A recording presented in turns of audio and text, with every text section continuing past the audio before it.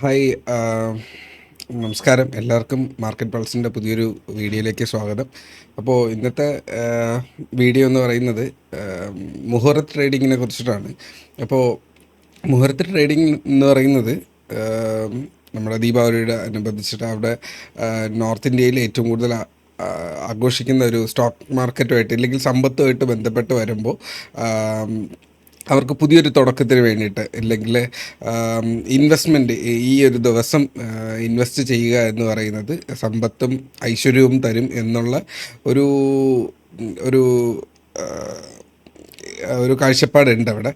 അപ്പോൾ ആ ഒരു വിശ്വാസത്തിൻ്റെ അപ്പുറത്ത് സ്റ്റോക്ക് മാർക്കറ്റ് അങ്ങനെ ഒരു ദിവസം ഒരു ഒരു ഒരു പ്രത്യേക മണിക്കൂർ ഈ മുഹൂർത്ത ട്രേഡിങ്ങിന് വേണ്ടിയിട്ട് മാറ്റി വെച്ചിട്ടുണ്ട്. അപ്പോൾ ഒക്ടോബർ 22 നാളെയാണ് നമ്മുടെ ഒക്ടോബർ 21 നാളെയാണ് മുഹൂർത്ത ട്രേഡിംഗ് എന്ന് പറയുന്നത്. അപ്പോൾ യൂഷ്വലി നമ്മൾ ആദ്യമായിട്ട് ഇൻവെസ്റ്റ് ചെയ്യുന്ന ആൾക്കാർ ആ സമയത്തൊക്കെ സ്റ്റോക്സ് മേടിക്കാറുണ്ട്. അപ്പോൾ അവർ ആ ഒരു ഓപ്പർച്യൂണിറ്റി അങ്ങനെ ഒരു ദിവസമായിട്ട് ഇതിൻ്റെ സമാനമായിട്ടുള്ളത് നമ്മളിവിടെ കേൾക്കാറുണ്ട്. അക്ഷയ തൃതീയ അതുപോലെ കുറച്ച് കാര്യങ്ങൾ അങ്ങനെ നമ്മൾ കേൾക്കാറുണ്ട് അല്ലേ. സോ ആ ഒരു സിനാരിയോ ആണ് ഇവിടെയും ഉള്ളത്. അപ്പോൾ വിശ്വാസം ഉള്ള ഒരു വ്യക്തി ആ സമയത്ത് സ്റ്റോക്സ് എടുക്കാറുണ്ട്. അപ്പോൾ ഗ്രൂപ്പിനകത്ത് ഒരുപാട് പേര് ചോദിച്ചിട്ടുണ്ട് ദീപാവലിക്ക് നമ്മുടെ മുഹൂർത്ത ട്രേഡിങ്ങിൻ്റെ സമയത്ത് എടുക്കാൻ പറ്റിയ കുറച്ച് സ്റ്റോക്സ് ഒന്ന് റെക്കമെൻഡ് ചെയ്യാമോ എന്നുള്ളത്. ഇത് റെക്കമെൻഡേഷൻ ഒന്നുമല്ല, ജസ്റ്റ് നല്ല കുറേ സ്റ്റോക്കുകൾ നമ്മുടെ ജീവിതത്തിൽ നമ്മൾ കാണുന്ന കുറച്ച് നല്ല സ്റ്റോക്കുകൾ അത് എടുക്കാൻ പറ്റുന്ന സാഹചര്യങ്ങൾ നിൽക്കുമ്പോൾ അതൊന്ന് ജസ്റ്റ് അറിയിക്കാൻ വേണ്ടിയിട്ട് ഒരു വീഡിയോ ആയിട്ട് പോസ്റ്റ് ചെയ്യുന്നു എന്നുള്ളത് മാത്രമേ ഉള്ളൂ. നമുക്ക് നമ്മുടെ സ്ക്രീനിലേക്ക് കിടക്കാം. ഓക്കെ, ഒന്നാമത്തത് നിഫ്റ്റി നമ്മൾ നേരത്തെ പറഞ്ഞതുപോലെ തന്നെ എല്ലാ ടാർഗറ്റ്സും ഹിറ്റ് ചെയ്തിട്ടുണ്ട്. ഐ തിങ്ക് ഇപ്പോൾ ഈ ഒരു വീഡിയോ കണ്ടാൽ നിങ്ങൾക്ക് മനസ്സിലാവുമെന്ന് വിശ്വസിക്കുന്നു. ഓൾമോസ്റ്റ് 26,000 എന്നുള്ളൊരു സൈക്കോളജിക്കൽ നമ്പർ നമ്മൾ ഹിറ്റ് ചെയ്ത് കഴിഞ്ഞു. ഇത് ഈ ഒരു ഏരിയ ആയിരുന്നു ഏറ്റവും ഇമ്പോർട്ടൻ്റ് ആയിട്ടുള്ള റെസിസ്റ്റൻസ്. അതിനുശേഷം സൈക്കോളജിക്കൽ നമ്പറായിട്ടുള്ള 26,000 ഹിറ്റ് ചെയ്തു. ഓൾമോസ്റ്റ് നമ്മുടെ അടുത്ത ലെവലിലേക്ക് എത്താറായിട്ടുണ്ട്. മിക്കവാറും നാളെ ഓപ്പൺ ചെയ്യുമ്പോൾ ഈ മുഹൂർത്ത ട്രേഡിങ്ങിൻ്റെ സമയത്ത് എൻ്റെ ഈ ഗ്രീൻ ലൈനിന് അടുത്ത് ഓപ്പൺ ചെയ്യാനോ അല്ലെങ്കിൽ അവിടെ ഹിറ്റ് ചെയ്യാനുള്ള ഒരു സാധ്യതയാണ് ഞാൻ പേഴ്സണലി കാണുന്നത്. ഇതൊരു റെക്കമെൻഡേഷനൊന്നും അല്ല കേട്ടോ, ജസ്റ്റ് കാണുമ്പോൾ മാർക്കറ്റ് അങ്ങനെ ഒരു നെക്സ്റ്റ് മൂവ് എടുക്കാനുള്ളൊരു സാഹചര്യമാണ് അവിടെ ഉണ്ടായിരുന്നത്. ഗ്രൂപ്പിനകത്ത് അതിനെക്കുറിച്ച് നമ്മൾ സംസാരിച്ചിരുന്നു. ഓക്കെ, അപ്പോൾ ഈ കഴിഞ്ഞ കാലഘട്ടങ്ങളിൽ വളരെ കുറച്ച് ദിവസത്തിനിടയ്ക്ക് അത്യാവശ്യം നല്ല മാർക്കറ്റ് റിട്ടേൺ തന്നിട്ടുണ്ടായിരുന്നു. അപ്പോൾ അതിനകത്ത് നമ്മൾ പറഞ്ഞ കുറച്ച് സ്റ്റോക്സ് എന്ന് പറയുന്നത് കൊഫോർജ്, ഞാൻ അതിനെക്കുറിച്ച് ഡീറ്റെയിൽ ആയിട്ട് പോകുന്നില്ല. കൊഫോർജ് ഒരു 10% ലാഭം നിന്നു. ബുക്ക് ചെയ്തൊരു 2-3 ഉണ്ട്. 40-20% ബുക്ക് ചെയ്ത 2 സ്റ്റോക്സ് ഉണ്ട്. അത് വീണ്ടും പറയുന്നില്ല, ഓൾറെഡി ഗ്രൂപ്പിനകത്ത് പറഞ്ഞിട്ടുണ്ടായിരുന്നു. അപ്പോൾ ഈ പറഞ്ഞതിൽ ഇനി അടുത്ത് PGEL നവീൻ ഫ്ലൂറിനൊക്കെ അത്യാവശ്യം മൂവ് ചെയ്തുകൊണ്ടിരിക്കുകയാണ്. Techno persistent almost 5% മേളിലായിട്ടുണ്ട്. KPI green start ചെയ്തിട്ടുണ്ട്. ഈ സ്റ്റോക്കുകളൊക്കെ നല്ലത് തന്നെയാണ്. ഇനിയും അതിനകത്ത് എൻട്രി എടുക്കാനുള്ള സാഹചര്യങ്ങൾ ഉണ്ട്. ഓക്കെ, ഇപ്പോൾ പിന്നെ പേഴ്സണലി ഞാൻ ഹോൾഡ് ചെയ്തിരിക്കുന്ന മോട്ടിലാൽ ഓസ്വാൾഡിൻ്റെ സ്റ്റോക്ക് ഉണ്ട്, BSC കയ്യിലിരിപ്പുണ്ട്, എന്നിങ്ങനെ 2-3 സ്റ്റോക്സ് ഉണ്ട്. BEL കയ്യിലിരിപ്പുണ്ട്, ITC പോലുള്ള സ്റ്റോക്കുകൾ പറഞ്ഞിട്ടുണ്ടായിരുന്നു.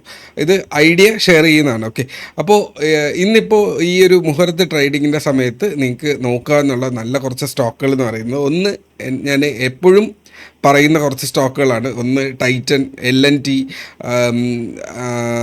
ICC ബാങ്ക്, HDFC ബാങ്ക് പോലുള്ള സ്റ്റോക്കുകൾ പറയാറുണ്ട്. ആക്സിസ് ബാങ്ക് അത്യാവശ്യം കയറിയിട്ടുണ്ടോ? ആക്സിസ് ബാങ്ക് പറയേണ്ടതാണ്, പക്ഷെ ഓൾറെഡി ആക്സിസ് ബാങ്കിൻ്റെ ചാർട്ട് നിങ്ങൾക്ക് കണ്ടാൽ അറിയാം. ഇത് കണ്ടോ, ഒരു വളരെ മനോഹരമായിട്ടുള്ളൊരു മൂവ്മെൻറ്റ് കുറച്ച് കാലത്തിന് മുന്നേ ഞാനവിടെ പറഞ്ഞിരുന്നു. ഇത് ഈ ഒരു ട്രയാങ്കിളിൽ നിന്ന് മാർക്കറ്റ് കയറിയാൽ പോവും എന്നുള്ളത്. അതിനുശേഷം പിന്നെ ആ ടാർഗറ്റിന് ശേഷം അത് തിരിച്ച് താഴെ വന്നിട്ടുണ്ട്. വീണ്ടും എപ്പോഴോ താഴെ വന്ന് നമ്മുടെ പ്രൈസ് ഹിറ്റ് ചെയ്തതിന് ശേഷം വീണ്ടും അതുപോലെ പോയിട്ടുണ്ട്. ഇനി വേണമെങ്കിൽ ഈ ഒരു കുറച്ചുകൂടെ ഒരു റിസ്ക്കിയാണ്, പക്ഷെ ഇനിയും മൂവ്മെൻ്റ് ഉണ്ട്. അടുത്തൊരു സെറ്റ് ഓഫ് മൂവ്മെൻറ്റിന് റെഡി ആയിട്ട് നിൽക്കുകയാണ്. ഈ സ്റ്റോക്ക് നിങ്ങൾക്ക് വാച്ച് ലിസ്റ്റിൽ വേണമെങ്കിൽ ഇട്ട് വയ്ക്കാം. വാല്യുവേഷൻ പ്രകാരം നിങ്ങൾ കുറച്ച് താഴെ ഒരു 1080 മേടിക്കുന്ന ഒരു ലെവൽ, 1080 മേളിൽ വരുമ്പോൾ മേടിക്കേണ്ട ഒരു സ്റ്റോക്കാണ്. ഇനിയും അടുത്ത സെറ്റ് ഓഫ് ഒരു കുറച്ചുകൂടെ സ്വിംഗ് ട്രേഡിംഗ് നോക്കുന്ന ഒരു വ്യക്തിക്ക് ഈ സ്റ്റോക്കിനെ വീണ്ടും നമുക്ക് നോക്കാമെന്നുള്ളതാണ്. നവീൻ ഫ്ലൂറിനൊക്കെ അത്യാവശ്യം കയറി വന്നിട്ടുണ്ട്. നമ്മൾ പറഞ്ഞ ലൈൻ ഇതൊക്കെ നമ്മൾ ലാസ്റ്റ് വീക്ക് സ്വിംഗ് ട്രേഡിങ്ങിൻ്റെ സ്റ്റോക്ക് പറഞ്ഞ സമയത്ത് ഡിസ്കസ് ചെയ്തതാണ്. ഐ തിങ്ക് അറൗണ്ട് ഒരു 5-6% ആയി കാണണം. ടെക്നോ ആയിട്ടില്ല, അതിൻ്റെ മൂവ്മെൻറ്റ് വന്നിട്ടില്ല. പെർസിസ്റ്റൻ്റ് സ്റ്റാർട്ട് ചെയ്തിട്ടുണ്ട്, അത്യാവശ്യം കയറിയിട്ടുണ്ട്. KPI ഗ്രീന് അതേ നമ്മുടെ ലൈനിൽ നിന്ന് ബൗൺസ് ചെയ്യുന്നുണ്ട്. ഓക്കെ, അടുത്ത NHPC ഒന്നും ആയിട്ടില്ല. ഇത് നിങ്ങൾക്ക് വേണമെങ്കിൽ വാച്ച് ചെയ്യാന്നുള്ളതാണ്. അപ്പോൾ ഞാൻ ഈ ഒരു സിറ്റുവേഷനിലേക്ക് കടക്കാം. മുഹൂർത്ത ട്രേഡിങ്ങിൽ ഞാൻ പേഴ്സണലി നല്ലതെന്ന് ഫീൽ ചെയ്യുന്ന കുറച്ച് സ്റ്റോക്സ് എന്ന് പറഞ്ഞാൽ ഒന്ന് BEL ആണ്. അത് സെറ്റായിട്ടില്ല.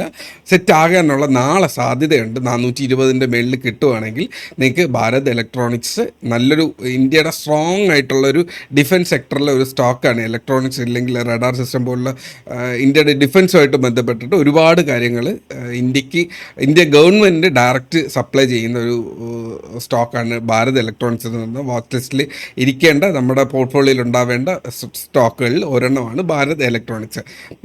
രണ്ടാമത്തത് ലാഴ്സൺ ആൻഡ് ടൂബ്രോയിൽ മനോഹരമായിട്ടുള്ളൊരു പാറ്റേൺ ഉണ്ടായിരുന്നു. LNT 3600 നമ്മുടെ ഗ്രൂപ്പിനകത്ത് പറഞ്ഞിട്ടുണ്ട്. പക്ഷേ അത് വളരെ സ്ലോ ആയിട്ടാണ് മൂവ് ചെയ്തുകൊണ്ടിരിക്കുന്നത്. അതിന് ഒരു 4600 റേഞ്ചോളം മൂവ്മെൻറ്റ് എൻ്റെ മനസ്സിനകത്ത് ഉണ്ട്. ഇത് മാർക്കറ്റാണ്, എന്തും അങ്ങോട്ടും ഇങ്ങോട്ടും ഒക്കെ ആവാം. നമ്മളൊരു 5% സ്റ്റോപ്പ് ലോസ് കീപ്പ് ചെയ്ത് നമുക്ക് അതിനെ വാച്ച് ചെയ്യുക എന്നുള്ളതാണ്. നിങ്ങളുടേതായ സ്വന്തം അനാലിസിസിലൂടെ മാത്രം ഇതിനെ മുന്നിലേക്ക് കൊണ്ടുപോവുക. ഓക്കെ, ഞാൻ എൻ്റെ കണ്ണിൻ്റെ ഫ്രണ്ടിൽ കാണുന്ന ഐഡിയാസ് ഷെയർ ചെയ്യുന്നു എന്നുള്ളത് മാത്രമാണ്. ഓക്കെ, അടുത്ത അനന്തരാജ് എന്ന് പറയുന്ന ഒരു സ്റ്റോക്ക്. അനന്തരാജ് അത്യാവശ്യം ഒരു ബ്രേക്ക്ഔട്ടിന് ശേഷം വീണ്ടും റീടെസ്റ്റ് ചെയ്യുന്ന ഒരു ലെവലിലേക്ക് പോവാണ്. പ്രൈസ് താഴെ വന്ന് സപ്പോർട്ടിൽ എത്തിയിട്ടുണ്ട്. അപ്പോൾ അനന്തരാജ് അത്യാവശ്യം നമ്മുടെ ഡേറ്റ സെൻറ്ററുമായിട്ട് ബന്ധപ്പെട്ടിട്ട് ഏറ്റവും ഹോട്ട് സെക്ടറാണ് നമ്മുടെ സെമി കണ്ടക്ടേഴ്സ്, ഡേറ്റ സെൻറ്റേഴ്സ് പോലുള്ള സ്റ്റോക്സ്. ഈ സ്റ്റോക്കിലാണ് നമ്മൾ ലാസ്റ്റ് വീക്കിൽ ഒരു 40% 2 ദിവസം കൊണ്ട് പ്രോഫിറ്റ് ബുക്ക് ചെയ്ത ഒരു സ്റ്റോക്ക് എന്ന് പറയുന്നത്. ഇനിയും അതിൻ്റെ കൂടെ ഇപ്പോൾ ഈ പറയുന്ന പെർസിസ്റ്റൻ്റ് ആണെങ്കിലോ കൊഫോർജ് ആണെങ്കിലോ ഒക്കെ ഇതുമായിട്ട് ബന്ധപ്പെട്ടിട്ടുള്ള സ്റ്റോക്കുകളാണ് നമ്മളിവിടെ പറഞ്ഞിട്ടുള്ള.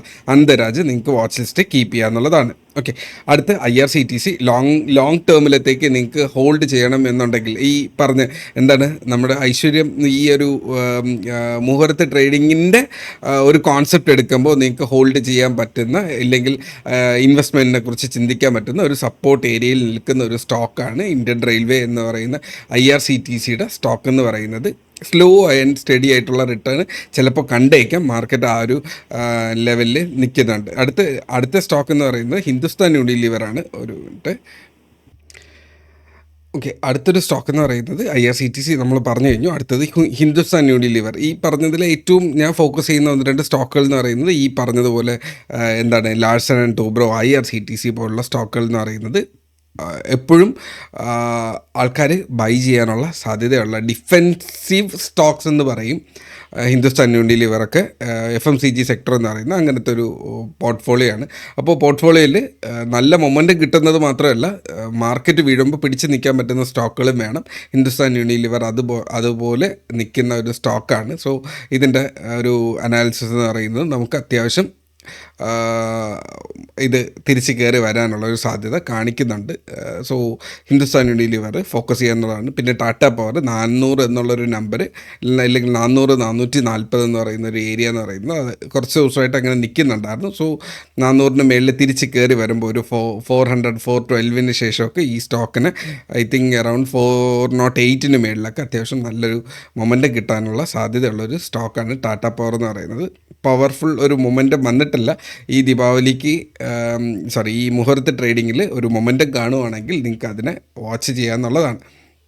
ടൈറ്റൻ, എല്ലാ കൊല്ലവും പറയുന്നത് പോലെ ടൈറ്റൻ എന്നുള്ള ഒരു സ്റ്റോക്ക് എപ്പോഴും ദീപാവലിക്ക് ഗോൾഡിൻ്റെ ബിസിനസ് ഏറ്റവും കൂടുതൽ വരുന്നൊരു സമയമാണ്.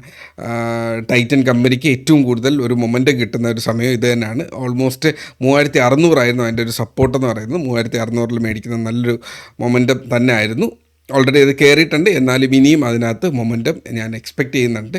സോ ഈ സ്റ്റോക്കുകളൊക്കെ ലോങ്ങർ ടൈം ഫ്രെയിമിലേക്ക് നമ്മൾ അടുത്ത ഒരു 2, 3, 4, 5 വർഷത്തേക്ക് നമുക്ക് ഹോൾഡ് ചെയ്യാനുള്ളൊരു താല്പര്യമുണ്ട് എന്നുണ്ടെങ്കിൽ ഈ സ്റ്റോക്കുകളെ നിങ്ങൾക്ക് ഒരു അനാലിസിസിന് വേണ്ടിയിട്ട് കൺസിഡർ ചെയ്യാമെന്നുള്ളതാണ്. സോ നിങ്ങളുടേതായ ഒരു അനാലിസിസ് ചെയ്ത് നോക്കുക. ഇൻവെസ്റ്റ് ചെയ്യാൻ താല്പര്യമുള്ളവർ അങ്ങനെ നിങ്ങളതിലേക്ക് പോകുന്നത് സന്തോഷകരമായിട്ടുള്ളൊരു കാര്യമാണ്.